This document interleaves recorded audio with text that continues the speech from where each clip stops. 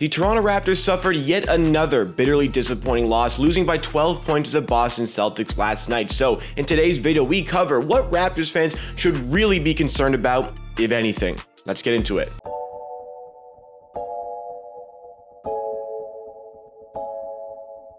Welcome NBA and Raptors fans. This is Amateur Hour Sports, your source for everything Raptors related. We do Raptors news coverage, mock trade breakdowns, game recaps, and so much more. So if you like the Toronto Raptors and you enjoy the content, then make sure you are subscribed to the channel. Help us on our road to 8,000 subscribers, and in return, you get 4+ videos a week, all concerning the Toronto Raptors. We are in a different set for today. I mean, maybe for the week because there's some renovations going on in my house, but I mean, I think it looks pretty good. This is like the best set design I've ever come up with, but let's get down to what we're talking about today. You're here for the Raptors content, and we are going to talk about it. The Raptors lose 109-97 to the Boston Celtics. The Celtics were battling some injuries with Robert Williams and Dennis Schroeder out. The Raptors also battling injuries. OG Anunoby, Gary Trent Jr., and Khem Birch. Three of, I would say, probably our starters were not available for this one. So the Raptors, in the end, they kept up for the Celtics for 3 quarters. It seemed like we were right in the game, but in those bigger moments when the Raptors needed to start getting some buckets, we got in foul trouble. The Celtics did kind of pull away. I thought the Celtics overall were a bit the better team, but they did get a lot of help from the rest. Admittedly, they got a lot of free throws, at least 30 of them in this game. The Raptors, they got a healthy amount, but nowhere near that 30 mark and nowhere near as many as they deserved, especially Pascal Siakam, who put on a pretty good performance in this one. 8 for 19 from the field with 18 points, only 2 free throws. And this was a Pascal Siakam who was being very aggressive all throughout the game. 3-point ball was just not falling for him, 0 for 4 from 3, but not an awful game for Pascal Siakam. That's a pretty good game by his standards. Fred VanVleet with another great showing, and Scottie Barnes with a huge night, 4 for 9 from 3, with a ton of points in this one. He seems to really like playing the Celtics, but the productivity kind of ends there.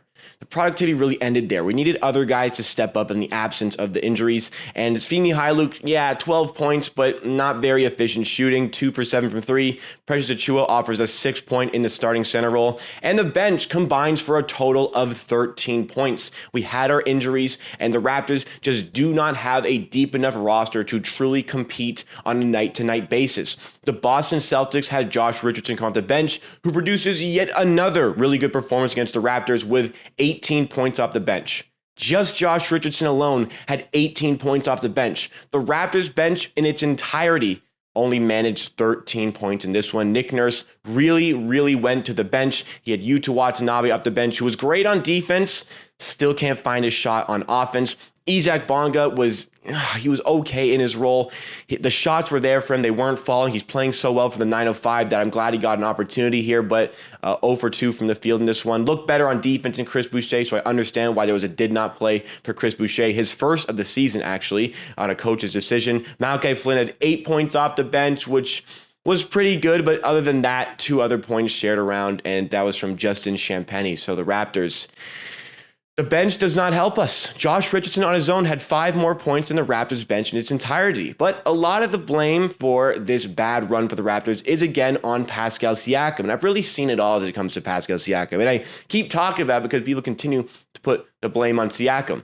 If he gets those free throws he deserves, probably looking at this one like a really good performance, Pascal Siakam. In the end, it's a mediocre performance for Siakam, I'd say, but it's not a bad performance by any stretch of the imagination. And it certainly is not his fault that the Raptors lost this one. And a lot of people are kind of putting it on Siakam disrupting the flow of the offense. Well, if Siakam disrupted the flow of the offense, then he wouldn't be averaging 18 to 20 points per game on efficient shooting, which he has done for the last couple of seasons. That just would not happen if he was disrupting the flow of the offense. It is good for a player to efficiently put up that many points per game, and Pascal Siakam does so very consistently. Then I hear, well, Siakam takes too many shots. Well, Siakam, if you want him to get his points, he has to shoot the ball. Like any player in the league, he has absolutely got to shoot the ball. I'm hearing that his playmaking is a problem, but I mean, 5 assists in this one with 7 rebounds. That's also pretty good for Pascal Siakam. And probably the one I hear the most is that Siakam, he's our max contract player. He has to be the most important player on this team. He has to be the player that rises above the occasion. And To that I say, well, Siakam, we offered him that max contract when he was averaging 17 points per game. Since then, he has exploded to become this level of a player. This is much better than the player that we offered that max contract to. So if you wanted Pascal Siakam to rise to a different level under the contract, well, he certainly has achieved that feat. If you want him to be even better, well, I'm sorry, that's just not quite Pascal Siakam right now. If you're looking at the absolute superstars of the NBA, Pascal Siakam just simply isn't at that level. We recognize at this present moment, Pascal Siakam is not a number one option for a championship caliber team. It is okay to be second option caliber. There are many players in the NBA who are that second option caliber, some of which don't even have a ring yet. I mean, let's look at some players who are second options. Anthony Davis, I don't think he could ever be the first option on a championship team, but we don't care because he has a ring, playing with LeBron, doing his thing. We're allowing that to happen. Kyrie Irving has never found success as the first option on a team. The Celtics, the one chance he had to really test it, he got injured. We don't really know where that Celtics team could have gone with him as the first option. On the Cavs, second option, wins a championship. Goes to the Brooklyn Nets to basically be a third option for that team. A very, very good third option, but nobody really bats an eye as it comes to that. Some players are built to be second options. Chris Middleton is built to be a second option. He has very high contract as well, but he went on to win a ring last year because teams need second options to win championships. The reality is the Raptors just don't have that first option on their team. I'm sorry, it's just not Pascal Siakam. Trading Pascal Siakam does not give us that first option. That is the problem. Trading Siakam does not give us the first option that you guys so desperately crave for this team. Would it make sense if we could get a superstar? Yes, sure. But that is not forthcoming at this present moment. The reality with this team is that it just is not deep enough to compete on a night-to-night basis. The Raptors starters consistently have good performances. There were 2 games ago where it was against the Memphis Grizzlies where every single starter had 17 plus points. The starters combined for a ton of points. Didn't get a ton of help from the bench, but that's okay because we had so many points coming from the starting unit for the team. But if the bench is not chipping in and we don't have an outrageous night from our starters, then the Raptors are going to lose some games, especially in this one where there just isn't really enough of those core starters available. And we don't have OG Trent or Kem Birch available. The Raptors are going to struggle. We missed out on a ton of points when OG Anunoby and Gary Trent Jr. are not playing. These points are not being made up by the people in there to replace them. We have a next man up mentality as it comes to the Raptors, but when players step in, they are just not performing to the level we want them to perform in that starting unit. As a result, the Raptors are leaving a lot of points on the table. When you leave a lot of points on the table against a decent team like the Boston Celtics, they are going to punish you. We don't reach 100 points in this one, so how the hell are we supposed to compete with the Celtics? Our defense hasn't been great over the month of November. In fact, it's probably been the worst in the NBA. So we're leaking that many points and don't have those starters available to give us that extra offense. I mean, Siakam had a pretty average night, a little bit under average by his standards. Fred VanVleet was great. Scotty Barnes was great, but there just isn't enough of a supporting cast. So if you want to direct any of your attention, your negative attention to this Raptors team, it has got to be number 1 to the rim protection, number 2 to the bench. Rim protection, we've talked about it, we've exhausted it. A lot of the fouls that happen in this game, the Celtics get a ton of free throws, oh my goodness.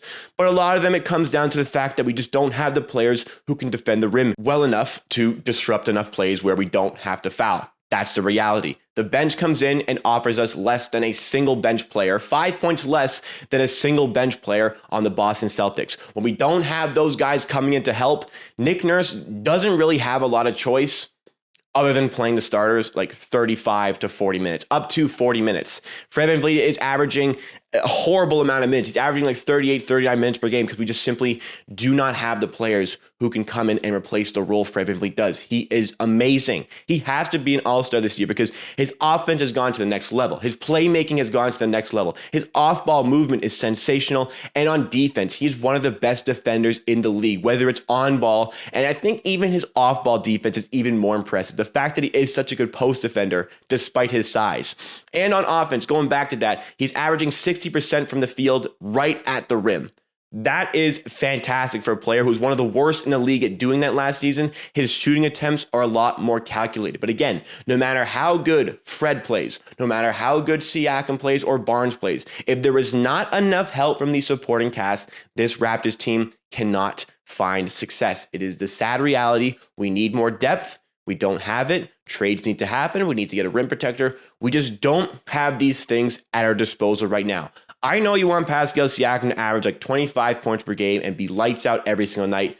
That is not going to happen. Jason Tatum for the Celtics yesterday was 2 for 16 from the field, but he had an entire cast of players around him bail him out for that performance. Even Pascal Siakam at his worst shot 2 for 14. Jason Tatum in a winning game shot 2 for 16. That is the difference between the teams. If Siakam has a bad night, it's glaring because nobody bails him out. Even when Siakam has a good night, he is still blamed because nobody else chips in to help him. Like yesterday, not enough players chip in to help him. But for the Celtics, a bad night for one of their stars is overcome by a good supporting cast, a good bench, despite injuries to Schroeder and Robert Williams. So that is where the Raps are at. That is the unfortunate truth. If you want to direct your blame, it's got to be to the fact that injuries, we don't have a deep enough team. We don't have rim protection because Siakam has been fine. He's been consistent other than that one game.